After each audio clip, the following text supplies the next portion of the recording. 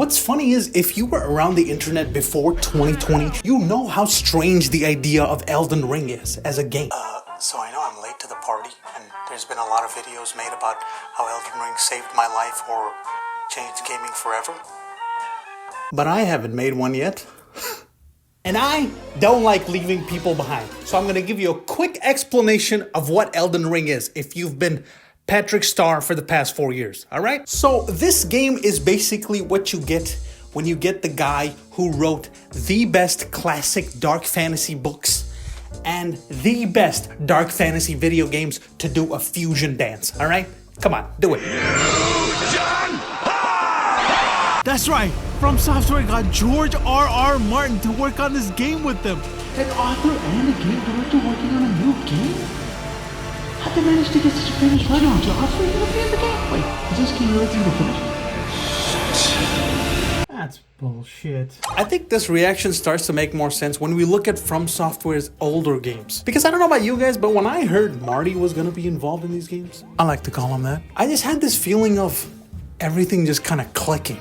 You know? The only thing that fell off about this game was that it was going to be open world. Not only is that concerning that it's open world, but would the FromSoft Souls-like design even work with open worlds? And what the hell would Marty's involvement be with it? You know, how is the story going to be like? We all know how FromSoft delivers stories, right?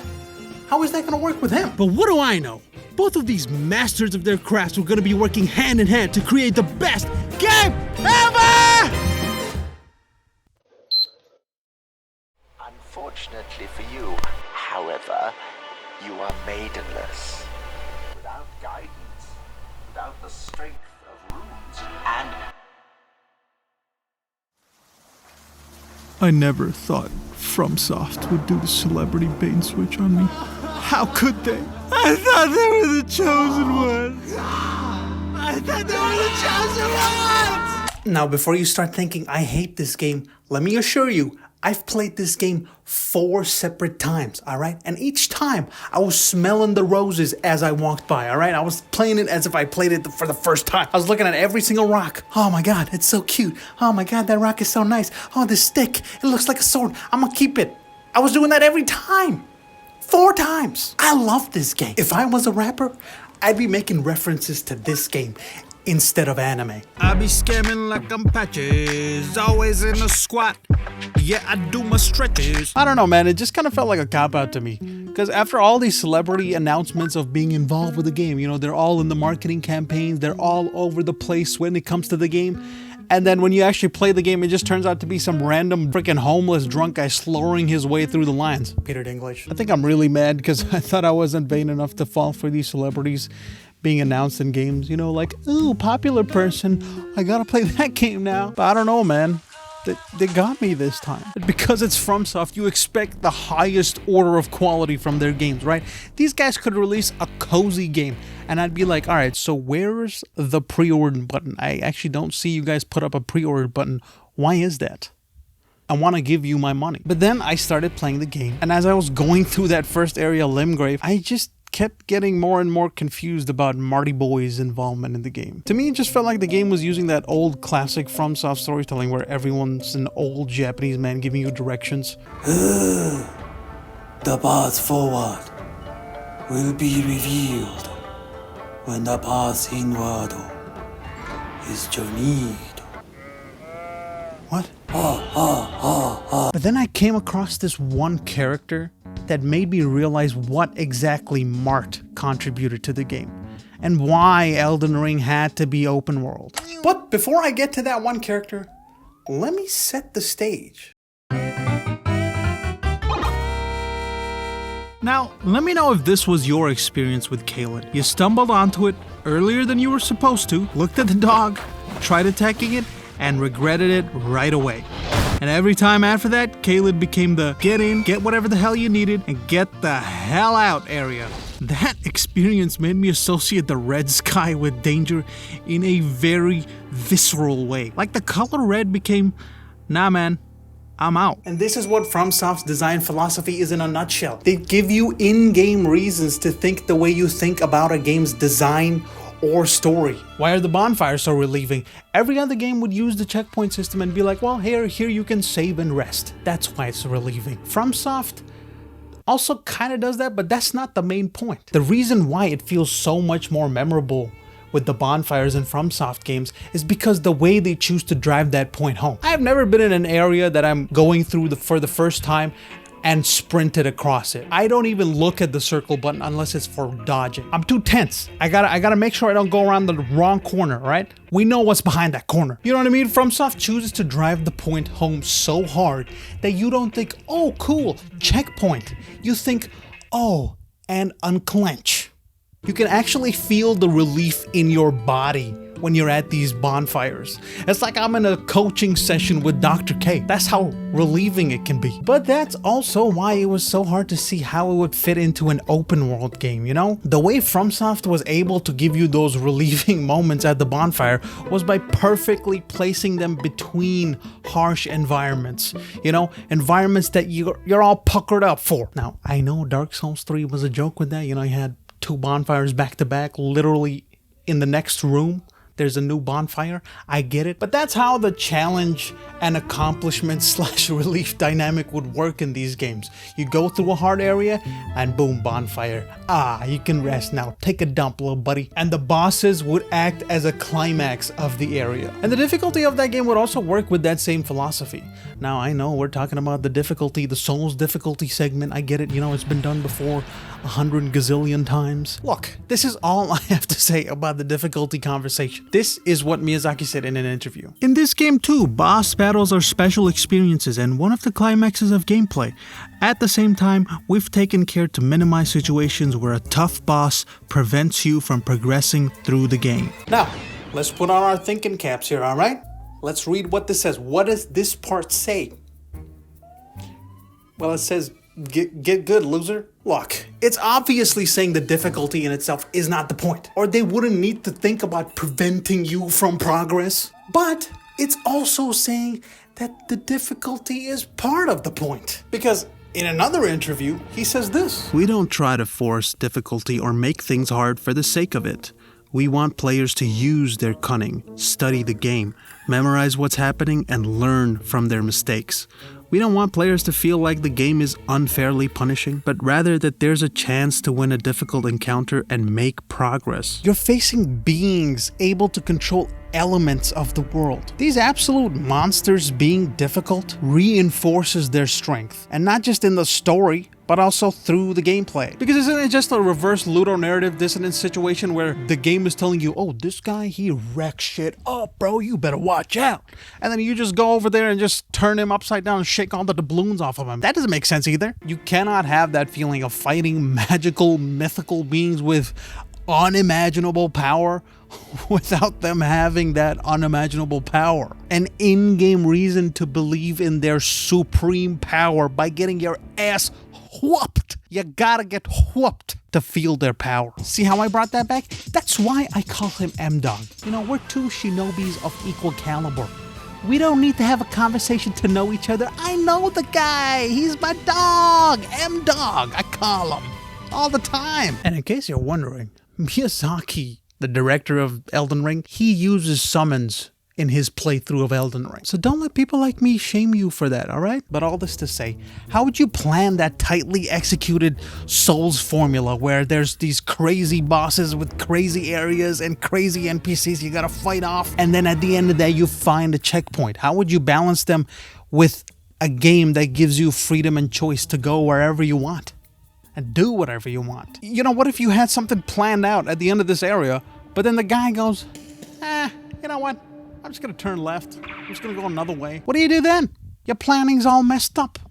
They're not going into your plan. They got freedom, baby! And I think this is where M's writing comes into play here. See, the way FromSoft designed the world is basically by dividing sections of the map into zones of themes. And you remember how I said each boss is the climax of the difficulty in that area?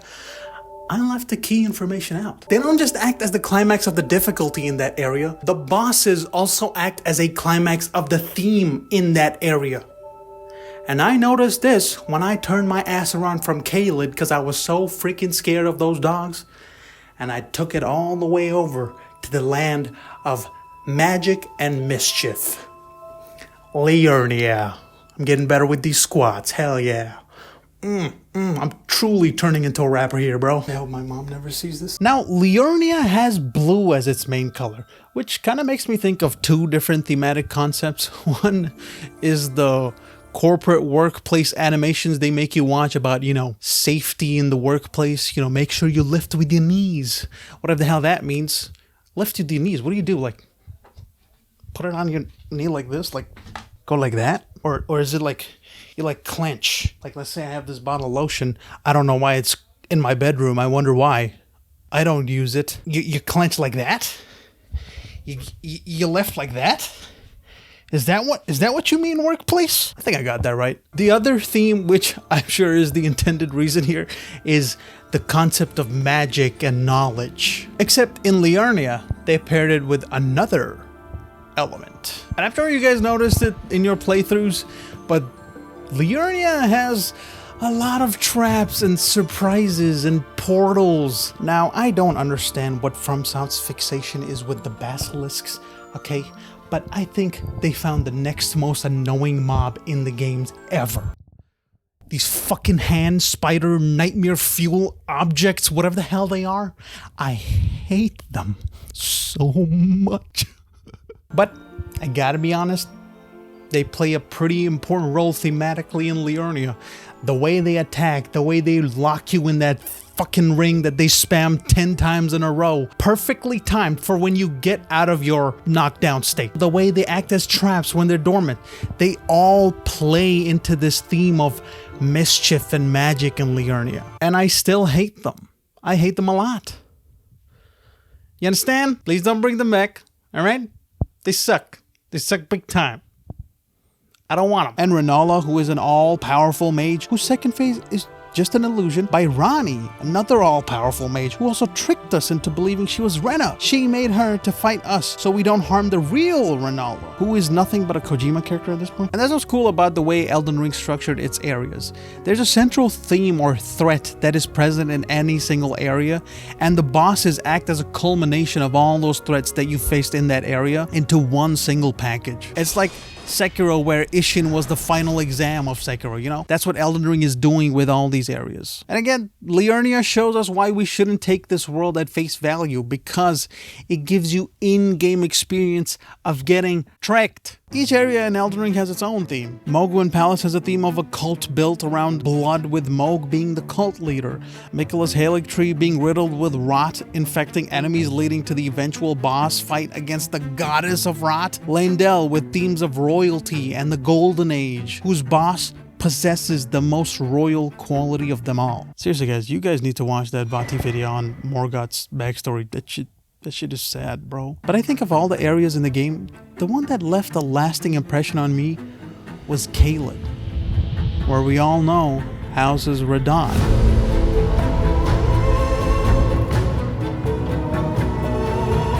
It's only after I beat Renala I felt like I was strong enough to go to Caelid. Alright, I don't know if that's too late or what, but at least I didn't use summons, loser. This time around, it was smoother.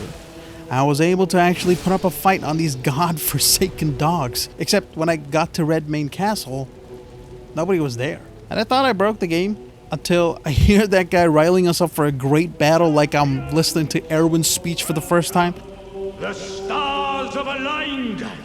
The festival is nigh. General Radahn, mightiest demigod of the Shattering, awaits you. Champions, prepare for battle! Defeat the General, claim glory, and grab that great rune! A celebration of war! The Radahn Festival!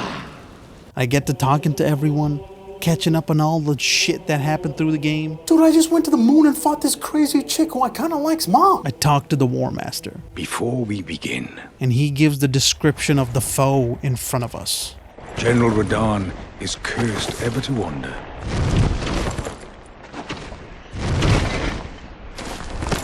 Eaten from the inside by Melania's scarlet rot, his wits are long gone.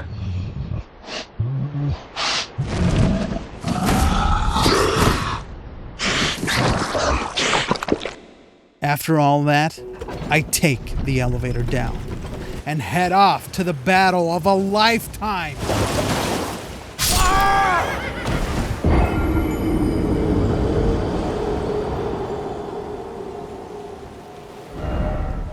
Let's try that again.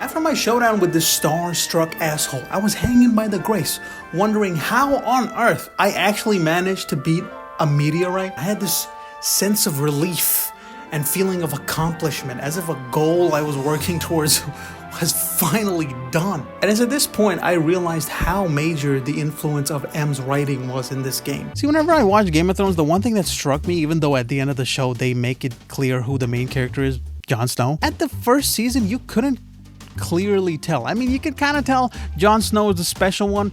I don't mean that in the up in the north kind of way, you know what I mean? I just mean he was like the bastard, you know? He had a special quality about him. This guy was different. At the same time, I was like, maybe he isn't. Maybe he's not the main character, you know? It's just the characters were all so well written and so well rounded that you could believe any one of these guys could be the main character. And eventually, as the story progresses and the Starks leave their nest and become more and more disjointed and spread out, the story also becomes more and more disjointed. All of these zones in the map of Game of Thrones felt like each of them had their ruler who was the main character of that zone. Joffrey being an asshat at King's Landing, Robb Stark at Winterfell, Jon Snow being a redhead at the Night's Watch. Exactly how I described Elden Ring earlier. And I think what made me realize this at Radahn was how he was described as a hero who fell into madness in his pursuit of power. So much so, this dude started eating his soldiers. Out of all the Fromsoftware games, Elden Ring is clearly the one where they have the most significantly different characters. You know, with the theme of fallen nobility and all this drama between them. And that's what M's involvement in the game was and what made it so special to me. The DNA of M's writing mixed with Miyazaki's storytelling and themes of decay really sold these characters to me. You couple that with FromSoft's amazing design philosophy of freedom with this game, like these dudes didn't even try to guide you to Plakidosax at all. Dude was hidden completely out of sight. Such an incredibly cinematic boss fight, you can just completely miss it, never know if you're not playing online. You'll never see those messages, there's no indication. And they spent hours creating that boss fight, only for us to be able to walk right past it because the main path just turns you to the other direction from where to go there. They're willing to let you skip parts of their work, their hard work, just so you can feel the magic of this game, the magic of discovery, exploration, and secrets, without trying to force a direction on you. Hey, he's thinking of leaving. Trigger the hint. And you get the game that will not just ruin all other games for you, but also your life.